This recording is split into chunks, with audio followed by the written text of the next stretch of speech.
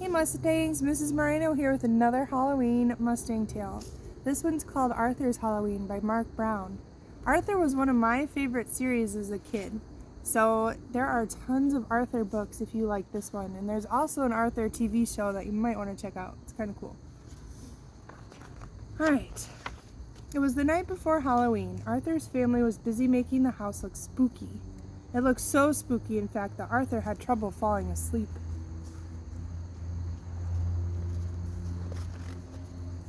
Things were even worse the next morning. "Help!" screamed Arthur when he opened his eyes.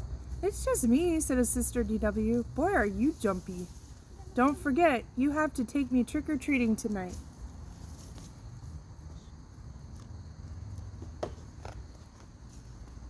"Do I really have to?" said Arthur as he ate his cereal. "You really do," said his mother. "And I want to go to every house," said D.W. Arthur groaned. "I'll be the only one who has to drag his baby sister along."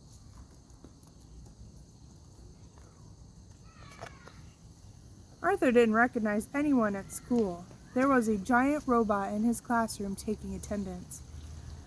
"You sound just like my teacher, Mr. Marco," said Arthur. "I am your teacher," said the robot. The only one Arthur recognized was the brain. He was wrapped in aluminum foil. "I'm a baked potato," said the brain. "That's an interesting costume. Be pretty cheap." Francine passed out special morning snacks.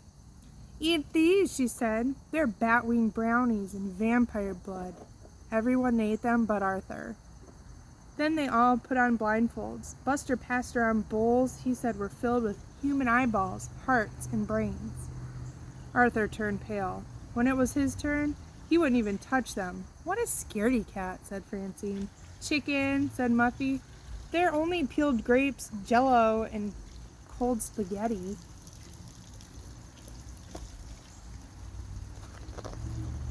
When it came time to go trick-or-treating, Buster knew which houses to skip. "Don't go there," he said. "They only give apples." "Gross," said Francine. "And don't go to the big house on the corner," said Buster. "That's the witch's house. My brother saw someone go in there last Halloween, and he never came out." Arthur tried not to look afraid.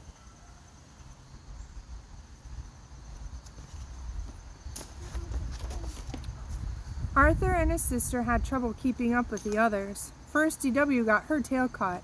Then her bag broke. "You're such a pain in the neck," said Arthur. D.W. must be short for dimwit. But D.W. didn't answer. Arthur turned around just in time to see her disappearing into the witch's house.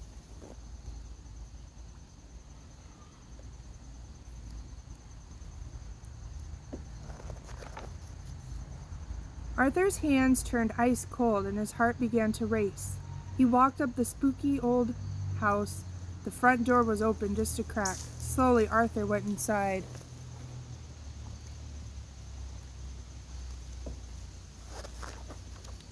"Look!" cried Buster. "Arthur just went into the witch's house."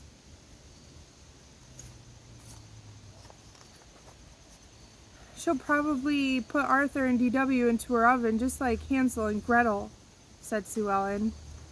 "Maybe she's turning them or using them for weird scientific experiments," said the brain. "I bet she locked them in the cellar to starve," said Buster. "Maybe we should follow them," said Francine. "Maybe we should call the police," said Muffy. Everyone was too scared to move.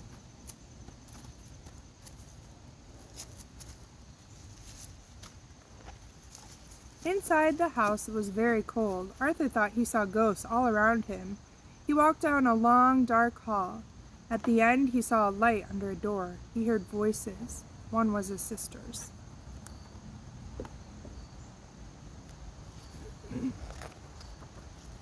"Oh, there you are," said the witch. "We were waiting for you." "I came to get my sister. We have to go. I hear my mom calling us," said Arthur. "I don't hear anything," said D.W. "My name is Mrs. Tibble. I hope you won't leave without some cider and donuts first." "They're chocolate, your favorite," said D.W. That doesn't sound like something a witch would offer up. "I've waited all night for trick-or-treaters, but you're the only one," said Mrs. Tibble. Years ago, our doorbell never stopped ringing. Maybe it's broken like the windows, said DW. Mrs. Tibble nodded. It is harder for me to keep up with this old place these days. Maybe if we help you fix up your yard, the place won't look so spooky, said Arthur. That's not very nice to say. Arthur finished his donut as Mrs. Tibble opened the door and turned on the porch light. She gave Arthur and DW a big hug. See you Saturday to rake leaves, said Arthur. That's nice. You're still alive, said Francine. I can't believe you went in there alone, said the brain. You're so brave, said Sue Ellen. What's in the bag? Asked Buster. Probably eyeballs, hearts, and brains, said Francine.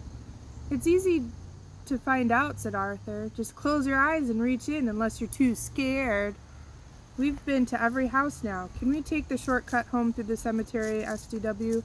The cemetery on Halloween? Are you guys crazy? Asked Francine. Follow me, said Arthur as he marched ahead. The cemetery is a great place. People are just dying to get in. That's a dad joke. Alright, and that's the end. But remember, if you liked this Arthur story and you've never heard of Arthur, you might want to check out some of the other books. Alright, see you next time.